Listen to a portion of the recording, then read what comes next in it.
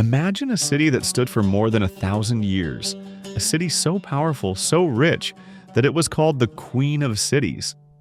Its walls were legendary, no army could break them. And yet, in 1453, all of that came crashing down. This is the story of how the Ottomans ended the Byzantine Empire, and why the fall of Constantinople changed the world forever. The last stronghold of Rome. For centuries, Constantinople wasn't just another city. It was the capital of the Byzantine Empire, the last surviving piece of the Roman Empire. By the 1400s, though, Byzantium was a shadow of its former self.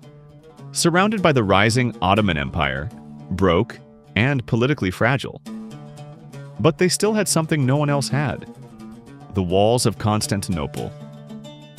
Massive stone fortifications that had repelled Arab armies, Crusaders, and Bulgars for centuries.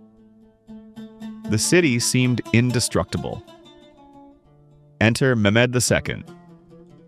In 1451, a 19-year-old sultan named Mehmed II took the throne of the Ottomans. Most people underestimated him. Too young, too ambitious.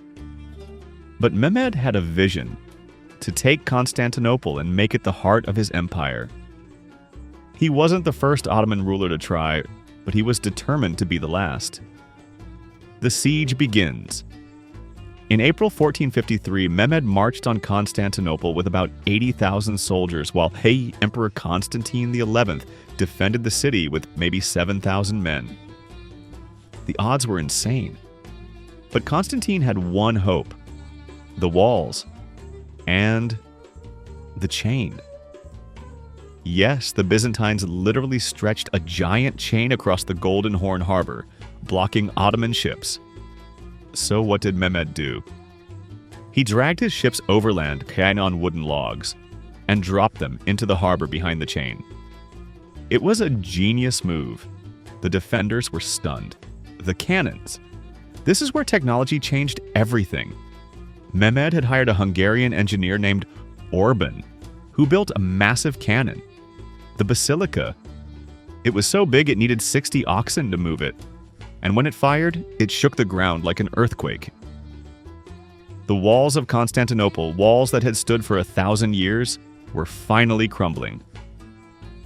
The final assault. After 53 days of siege on May 29, 1453, Mehmed launched a massive assault. Wave after wave of Ottoman soldiers stormed the walls. Finally, the defenses collapsed. Legend says Emperor Constantine XI tore off his imperial robes and died fighting in the streets. The last Roman emperor. The aftermath. Mehmed rode into the city and went straight to the Hagia Sophia, the grand cathedral of Byzantium, and ordered it to be turned into a mosque. Constantinople was no longer Byzantine. It became Istanbul, the capital of the Ottoman Empire. The fall of Constantinople didn't just end the Byzantine Empire. It cut off Europe's trade routes to Asia, which forced Europeans to look for new ones, sparking the age of exploration. No Constantinople, no Columbus, no Vasco da Gama. It also shifted the balance of power, and the Ottomans now controlled the crossroads of Europe and Asia. So the fall of Constantinople wasn't just the end of an empire, it was the start of a new world. And it all came down to ambition, walls, and one very, very big cannon.